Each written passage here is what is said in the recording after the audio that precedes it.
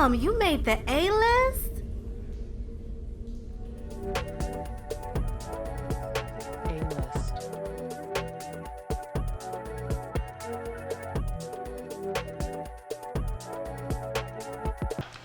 Welcome to another episode of A-List Cigar Talk. Tonight we have a special guest, Mr. Gerard, the owner of Definition Cigars.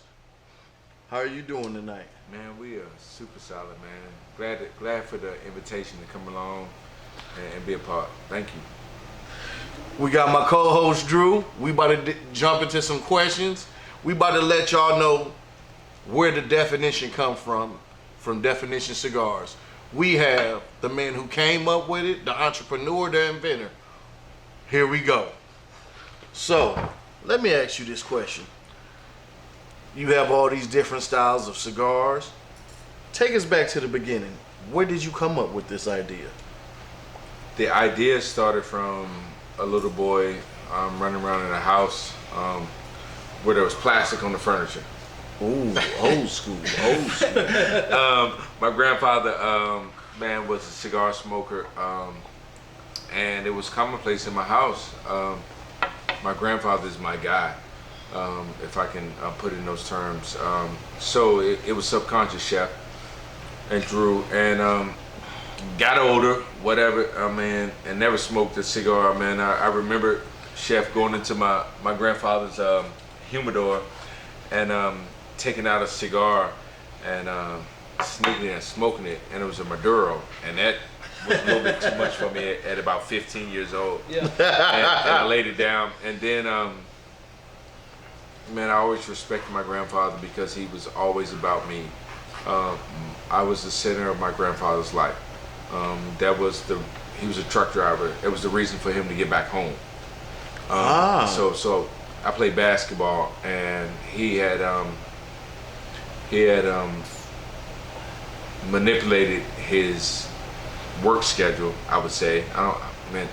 Manipulate is a strong word, but he had worked it out to make sure that he was home to have a dinner on Thursday night before the Friday night basketball game. You know, high school basketball, right? And that was our thing. And Chef, that was cigar smoking was always around, man. When we went to eat wherever we chose to go, wherever he chose to go to eat. I'm the youngin', right? I didn't choose. But cigar smoke and that sort of thing was always prevalent in the house, and that's where the journey began. That was the planted seed. And fast forward to moving to Dallas, establishing relationships here, and then getting discriminated at a cut and light event.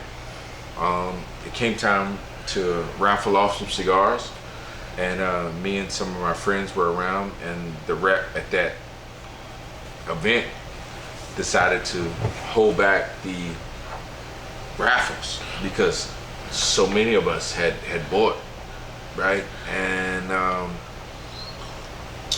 we left, and I had one of my business partners, or my brothers, I should say, had a friend that was there and was like, "Hey, you know, man, they did the raffles after you guys left." Oh wow! And we came to a lounge the next day, and somebody shot out something out of their back pocket. Why don't we do X? And the idea was out there. It wasn't Definition Cigars, but it was like, man, what if someone like us started our own cigar brand? So now let me ask you this. We're going to go back just a little bit. I hear you say you moved to Texas. So where are you originally from? I'm originally from the DMV, DC, Maryland, Virginia. Okay. A small country town called Front Row, Virginia is where I went to high school and where I was raised at. 50 miles outside of Washington, D.C. But that's crazy because I know exactly where that out. Shout out to VA. Used to live in Hampton Roads. Military lifestyle. That's another episode. Yeah. VA born and bred, man. Virginia to my heart. Okay. So after being discriminated because you came out with your own cigars, being a young black man, what motivated you to keep pushing? Just to smoke, man. I've been always motivated about the cigar. I mean, if anybody that's followed Definition, there's been an evolution in terms of our cigars. Man, Drew has smoked some of our entry-level cigars, and we've had this conversation. Yeah. And the evolution of it to now where we're at present, time stamping where we are in April of 2022. When you think back to where we started at in 2019 to where we're at right now, the creative spirit of creating the cigar and my mindset has improved. Well, you guys do a whole lot of things really different from everybody else. And it's one thing that I actually love about the brand, because there's a lot of times where you go into a humidor and you go, okay, here's this line of cigars, and they have this many different brands, and they have this many sizes of each brand. And it seems like whenever you guys come out with any given blend, it's like we're doing one size of this blend, and that's it. And I appreciate that. Like it's something that's really, really unique and different. And so, like, what I don't know is what was the first cigar that you guys actually came out with? So the first cigar that we came out with was a completely different supplier than we are now. It was and how, well, actually, let's take that back, because like how in the, like, you had this idea of, okay, we want to create a cigar line. We're a couple brothers that want to put our thumbprint on the cigar industry. How did you even go about that? What was that process like? So the first From process. somebody who just likes cigars. 100% Drew. 100% Drew. So the first process was establishing a cigar that makes sense. Got it. And guys, we went through the team. We went through so many cigars: Honduran Puros, and Nicaraguan Puros, Dominican Puros, and Dominican Nicaraguan, and Honduran. I mean, like, we went through a search that was nuts. How many days? Oh my goodness! So the company is officially established January 12th, 2019. Okay. But we started in June of 2018. And that's tasting cigars. We took that time before we released one. And it was tough, because you smoke, like, I love Honduran tobacco. Yeah. But as a Puro, it wasn't for me. And then we mixed it and sort of kind of went through that exercise, right, Drew? And we came to a sun-grown Habano Nicaraguan wrapper, binder, and filler to start off with. So is that the reason your cigars taste different? Kind of, sort of. So Chef, so that cigar is no longer in production. That's the crazy thing about this. That the first cigar that we start out with is no longer in production. The supplier, as Definition cigars became popular and people wanted them, the demand increased, and that supplier couldn't keep up with. Wow. So we graduated to what is now known as the Equalizer. Okay. Which is the same properties of binder and filler, but the wrapper is Ecuadorian instead of Nicaraguan.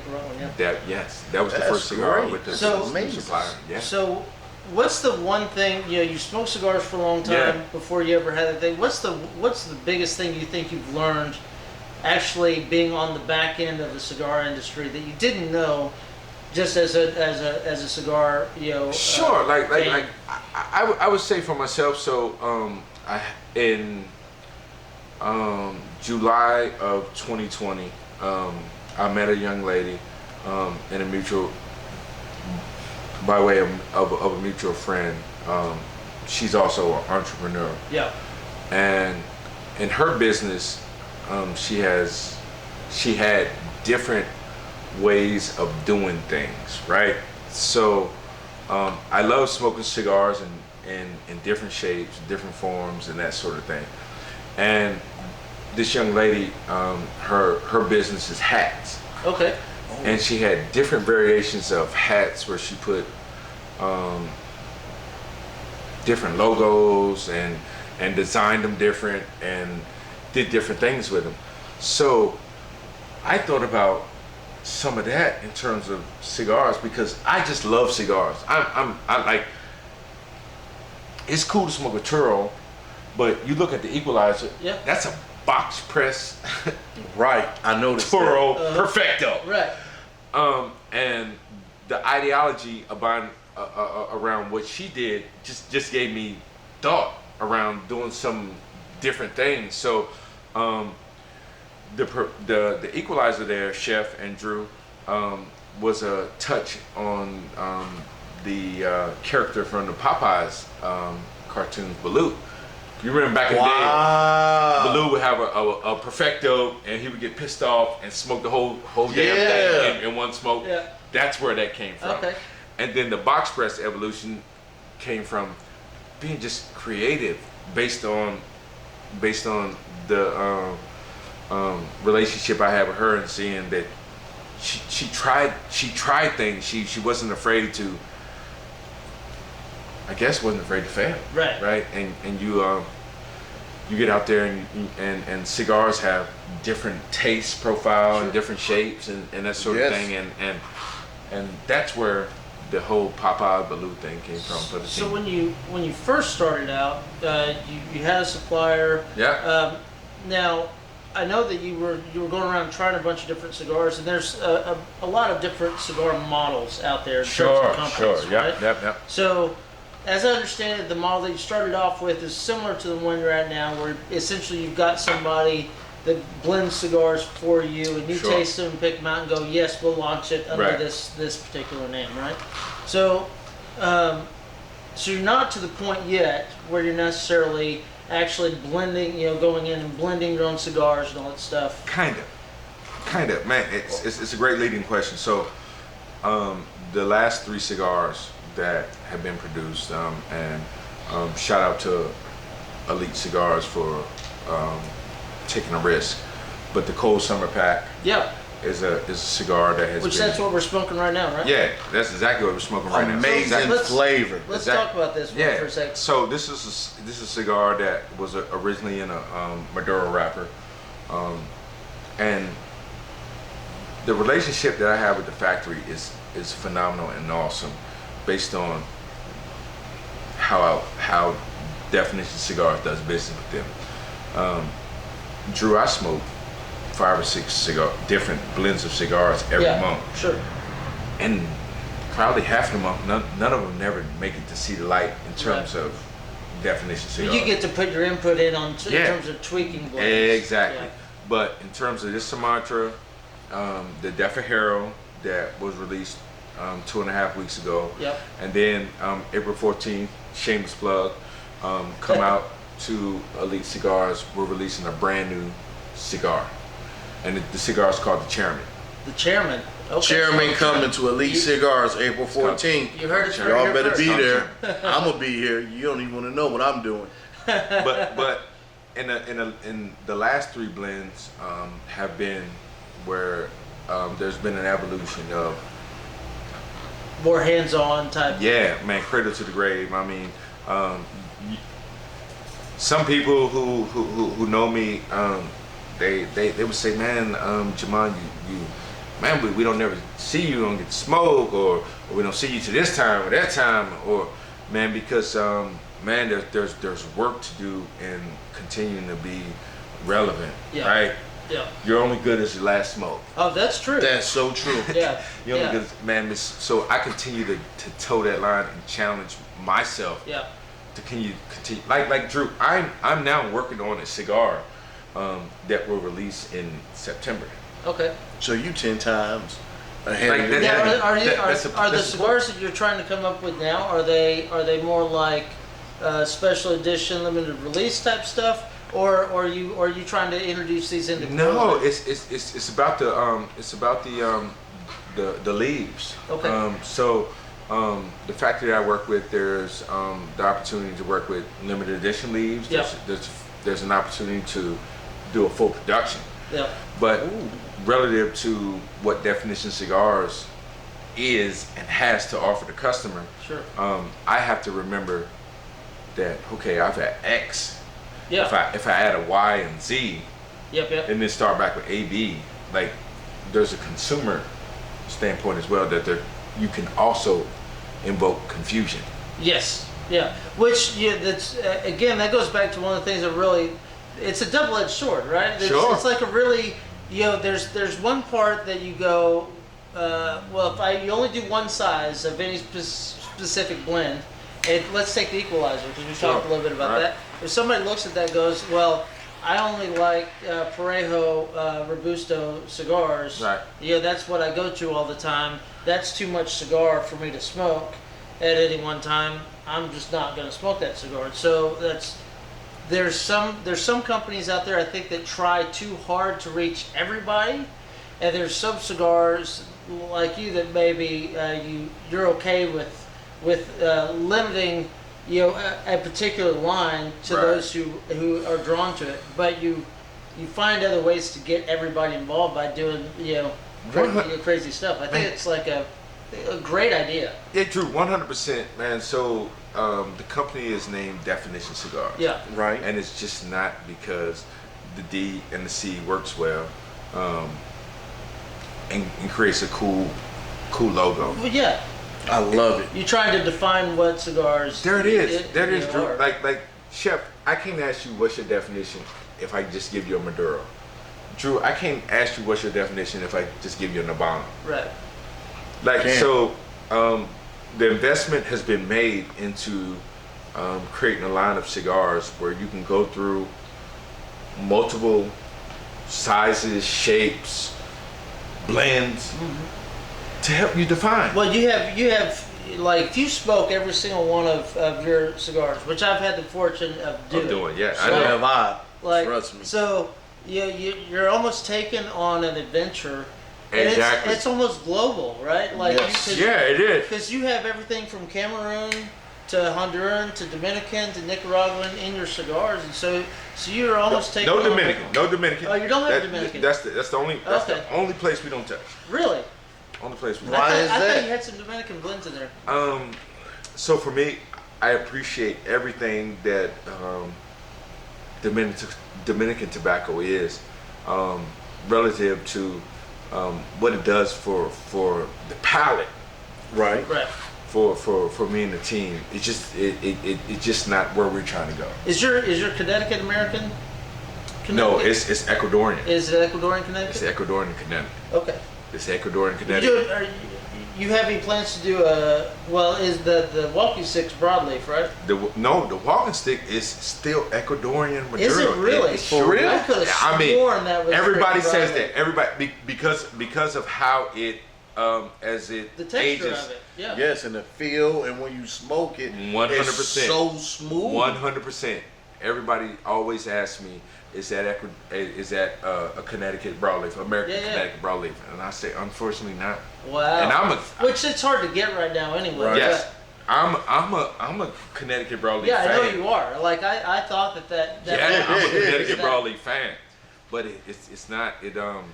So what made you stick with that and not go with the Connecticut? Man, so Chef, that Connecticut is the 7th variation of a Connecticut that myself and our team tried to come up with. Wow. There were 6 variations that didn't hit. That people around the city of Dallas have smoked, and they said, depending on who you talk to, they'll say, yeah, I had one of the early Connecticut's because we tried it, and it was some of them were okay, but they just didn't hit. And the 7th one, I mean, in terms of folks who are religious or about the Bible, man, the number 7 is the number. So now, let me ask you this. When you got to number 7, what stuck out different from all the other ones that you tried up to this? Boom. I would say that I decided to go from 37 to 42 in diameter. Really? Wow. I went from a Grand Corona instead of a typical to a Lancero. Lancero size of 37. Well, one of the things that I turned a lot of people onto that cigar with a very simple, statement about it, and it's that you just don't see very many Maduro Lanceros. And for those of you that don't know, like the smaller that you go on the ring gauge, the more attention that the wrapper is getting, right? Yep, the more attention. And most Maduro can't handle that much attention. Yes, right on. So the fact that you actually have a true Maduro Lancero, and that the wrapper can withstand that type of scrutiny, speaks volumes to how good that wrapper leaf is. Man, it's a blessing, Drew, to have the relationship that I have with the blender. I mean, I was in Florida. Me and Chef talked. Supposed to meet with Chef the prior weekend, right? Chef, I ain't got back yet, bro. I'm sorry. Okay, we're gonna do it. My people decided to fly out to Florida to meet me. Yeah. And man, it's truly family, man. Like I don't. These guys know me for three years in terms of our master blender. There you go, partner. The association to the brand and the blender has been 4 or 5 years. It's just been a true blessing. And where palates marry is where cigar smoking becomes fun. Yeah. So now let me ask you this: from Dallas to Tampa, what have you noticed about the different people that purchase your cigars? Yeah. What are they looking for? Do they add food to it? Is it a whiskey? Is it a bourbon? Chef, what is your take? I love this question, and this is, man, Chef, this is perfect.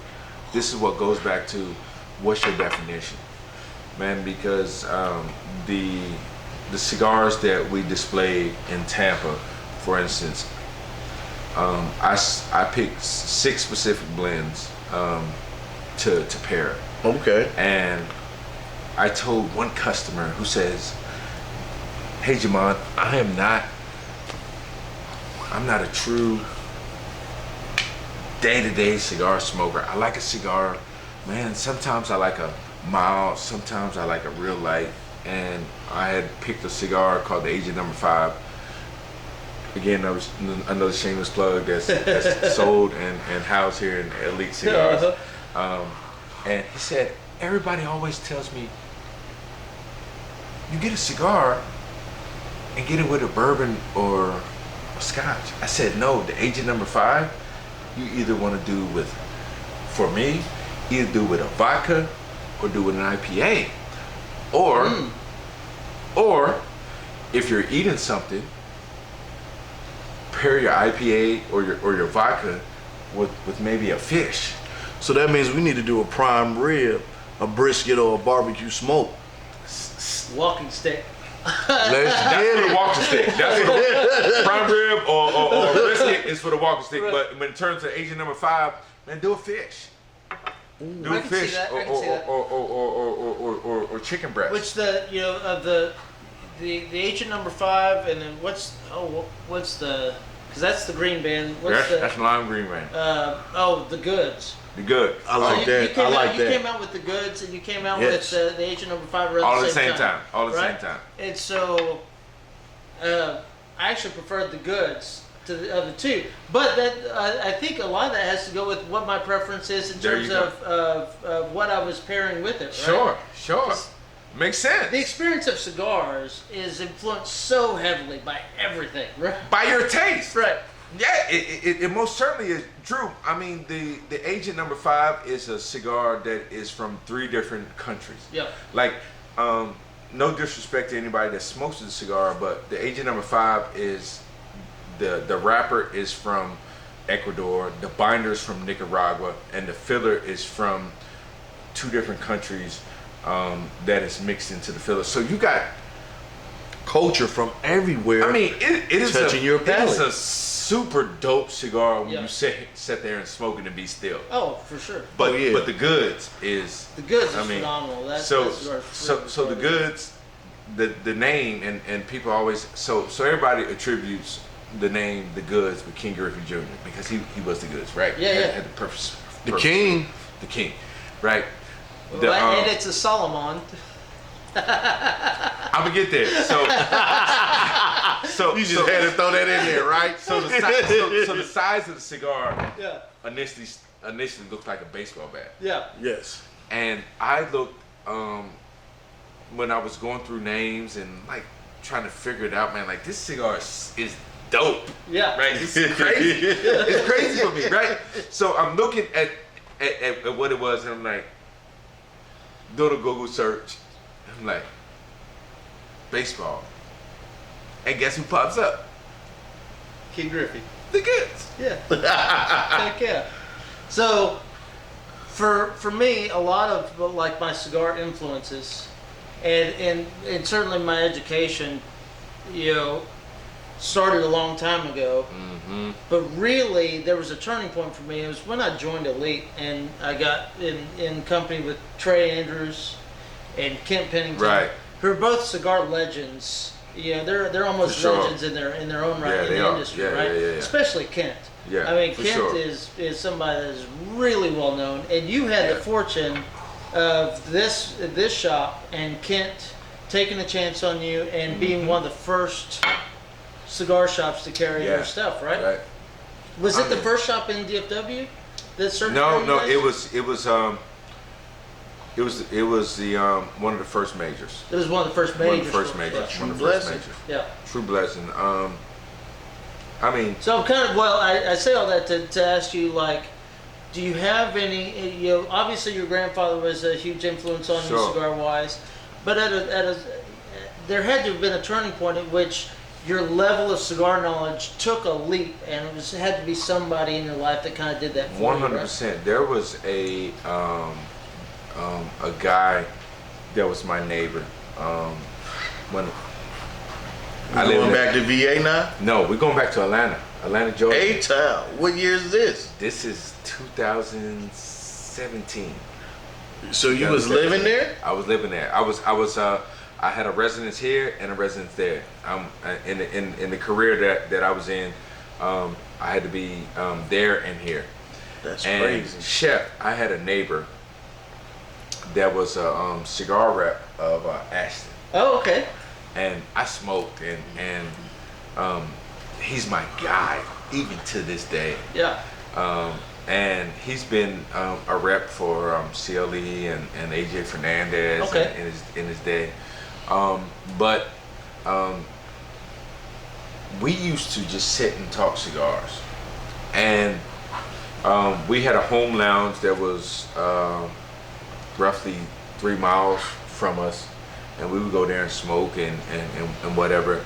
And like, man, like I don't want to get the name dropping on this, but if I told you, man, some of the name of the crew that was sitting around these round tables just smoking cigars and what they're doing now, it'd be crazy. like we was just around smoking cigars, and some of these people who have evolved in the cigar culture, you'd be like, man, I know him. Like I know her, for instance. Man, I'll do this, and I'm not this guy. But I was at another customer of mine, and Elite had an event up here on Thursday night. Yeah, Thursday night. With Cohiba. Yep. With a Cohiba brand ambassador. Yep. And he saw Sean me. Williams. You said it, not me. Hey. He saw me and we talked, and we sat around and just smoked cigars together at one point. When Sean's a good dude. Man, real nice. He's a good dude, man. He doesn't even act like a superstar. No. Hey, best of the best. But before Sean got to Cohiba, we used to sit around and smoke cigars together, just at the table. Well, he had his own line at this point. Right? Yeah. And at this point, I'm just smoking cigars. We got a mutual friend. Wow. We have a mutual friend, and man, so he sees me at another customer of mine. He comes in there, you know the game, right, Sure. Drew? He comes in there and we're talking. He's like, "Can we cuss on here?" Yeah. He's like, "Oh my fucking God." Like, definition, you, Atlanta, we smoking cigars, table, right? He remembered? Like, it brought it back together. Oh my God. Yeah. And he's like, "No fucking way." No way. And I'm like, "Man, Sean, we used to smoke." He's like, "I did." So we've done a couple of Zoom calls together, and he sees the definition, boom, and hey, everybody's surface. Yeah. But we had a conversation, and he's like, "Are you? You never called me to say hey." I'm like, "Man, that's not me. Like, I moved, and shit happens, right? Like, I'm not that guy. I'm right. just not. I'm so not him." So he was like, he gave me the proverbial middle finger, right, and say like, "Man, like, you're not right, because we share energy, right, in that way, like, and that means a lot." Yeah, it does. He wasn't even with Cohiba yet. He just had his own line yet, and we was just smoking. So he was like, "Man," he texted me today, and was like, "Salute." You know what I'm saying? Sure, like, man, but yeah, that's this. That's definition cigar. So now this. let me ask you this. I heard you say it's you and your brother, or you and your brothers. How is that working? Because I work with my brother. Yeah. And see, I'm the out of control brother. My brother, Mr. A-List, he more calm. "Hey, bro, I want you to think about this. You shooting off, you going.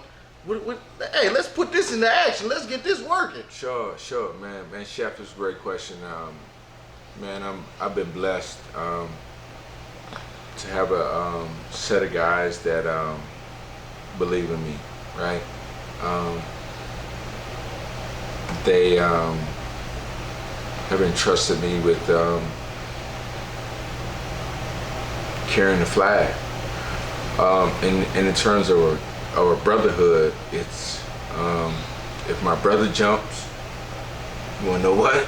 I jump. We're gonna ask questions after. We get this taken care of. We're gonna ask questions after. But if my brother jumps, Jumping with him. we all jumping. People already know. They see me all in Dallas. They be like, "Hey, that's A-List brother. Don't he ain't wrapped too tight. Right. Don't let that chef co fool you." Yeah. Hey, Chef, we can talk about it at the crib. Right. We can talk about it at the crib, but for right now, and man, all jokes aside, I've been tasked with pushing the movement forward. But what's definition, man? Man, for a second, man, you guys got a beautiful setup here, man. I'm really nostalgic about what's going on right here in front of the table here, man. Because we here to give really, you your flowers, man. That's really special to me, man, because you want to know what, man? Definition Cigars started in a dining room part of my 1,158 square foot apartment. Wow. And started out in the dining area of it. Was it just you, or was it your brothers around the table? Man, it was no. It was me, and I had my brothers involved always, but man, I'll give something up to this podcast that I haven't given up to any other interview. When we ran our first 1,000 cigars from the prior supplier that was letting us do a small batch run. Yeah. Everybody thought I was a fucking lunatic. I know the feeling. I know the feeling. Well, it's such a competitive market. Like it's one of those things. It's almost like trying to go be a rock star, right? Like it's such a competitive market. It's so freaking hard to do. And from what I know, I mean, you probably have a better insight into it even than I do. But I mean, the cigar world is almost like the mafia. You can't get caught in the wrong place. Nicaragua and start selling a bunch of cigars without turning some heads and people, trying to stay in your way. Man, so like, man, Drew, what's so disrespectful that I feel, and I'm gonna say this right now, we're so disrespectful. Nobody asked Colonel Sanders, where are you making your batter at? Yeah. Nobody asked Coca-Cola, where you making yours at? But man, I go into some lounges that are popular and they selling a bunch of definitions, which is a blessing. And the first thing a person wants to ask me is, who making your cigars? It's none of your motherfucking business, really. I know the feeling, because with me being a chef, Facts. and people ask me, where does it come from? Where do you get these recipes from? Where did you talk to this chef, this chef? No, this is all here. Why can't I just do this? Why, like, do I have to be somebody certain to be able to work with? And I get it, Drew, you're a tobacconist. I get it. Well, I mean, if I ask the question, who's making your cigars? It's not because I think any less of you. I'm just curious about who's making your cigars, right? So it definitely has nothing to do with any sort of racial thing, but. No, it's no racial profile at all. Right. But I am curious because you almost started this out of Nowhere. Out of like this sense of like, no, I was discriminated against. I'm going to show them that I know cigars, and I'm going to do something about it, right? And we're going to put a black thumbprint on this, for lack of a better way of looking at it. So, obviously, once you started getting into some of the big name stores like Elite, it probably made it a little bit easier for you to get into some other places. But at this point, are you still experiencing any sort of lashback, do you think, because of race? No. Is that something you find? No, not at all. And I haven't felt that since I started creating cigars. Yeah. That was the impetus. Yeah. That was the genesis, right? Then, not being too religious, goes Genesis, Exodus, right? Deuteronomy, whatever. But that was the genesis of beginning with this, right? And then it becomes about respect for a person, right? I wake up every morning leading my life with love. Sure. I lead my life with love. I lead my life with love. Say it again. I lead my life with love. I lead my life with love. Definition Cigars. So, when I talk to anybody, man, I respect your opinion, Drew. Sure. We've had conversations. We've had some great conversations. I respect Kent's opinion, because Kent has been... Kent's a staple when it comes to the cigar game. You can ask anybody. I don't care if you go to the East Coast or West Coast. They know Kent Pennington. Yes, they do. They know Kent Pennington. For sure. And when I come up here for lunch, yeah, I'll stop and talk to him. He'll drop a gem or two. Sure. But man, at the end of the day, Chef, what do people want to smoke? Well, it comes down to this. I tell everybody, if you have a good product and you have a good idea, there's nothing wrong with following your passion. See, even in the Bible, God don't talk nothing about education. He talks about your passion. And what your grandfather showed you, what you fell in love with, was a passion to make an amazing cigar. And that's what you have done with Definition Cigar. Yeah. So, shout out to Definition Cigar, and shout out to Elite Cafe for this beautiful interview on this podcast. Also, let's take it up another level. Let's do it. Let's go there. When you smoke a cigar, you know the feeling, the movement that you get. When my partner in crime over here smokes a cigar, he gets a certain feeling in the moment. Now, for people who don't smoke cigars, we ain't gonna put nobody out there for sure. Mr. A-list, he wanna be all healthy, not me. Salute. No problem with it. You know, everybody, you gotta have that one healthy person. I'm not that. But it's the steps that you take to greatness. What you fail to realize, what you have done with Definition Cigars, you have put your family in the history books. Wow. The greatness of what your grandfather installed in you. Wow. Making sure y'all had that Thursday night to go wherever he wanted to eat. It opened just more than one door to you. It opened your mind to say, if he loves me this much, where can I continue on our family name? So even my kids, I got 3 beautiful ones, 3 beautiful different women. That's a whole nother story. But I was smoking cigars through the whole thing. I will put that out there. But they'd be able to enjoy Definition Cigars. Man. You see what I'm saying? And that's one of the things that we've even talked about on previous podcasts. Is like, for me, cigars. Like, I was a cigarette smoker for a lot of years. I don't have any memories that have anything to do with cigarettes. But I got so many memories that are tied to smoking a cigar, right?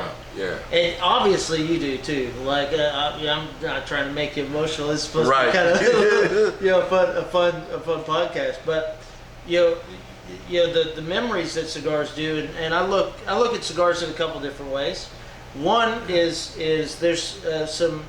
there's memories associated with that, and the other one is that I look at cigars as buying my time back, right? Right. You light one of these things up, you're tied to this thing for the next hour and a half, right? So and there's love and passion all the way through the cigar making process, and so I'm sure that you've seen that on a level, being able to actually not just visit the factories, but be involved in the factories, and the more and more that you get into it.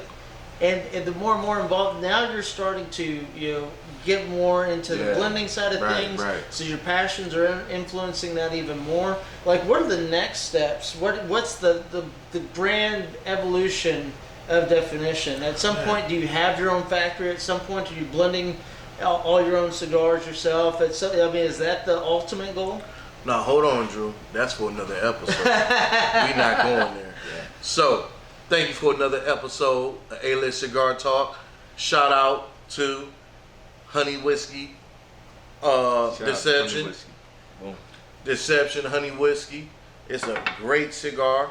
Some people may like it, some people not. I love the blend that it goes with all different styles of cigars. Also, we got to give much respect to my man Drew here in Elite Cafe for allowing us to do these great episodes and give us the knowledge and open people's minds that all men are just not sitting around in a cigar, hanging out, talking about women. We got a lot more serious issues. But to the man of the hour, Definition Cigars. See y'all on the next episode. Thanks, Jamon.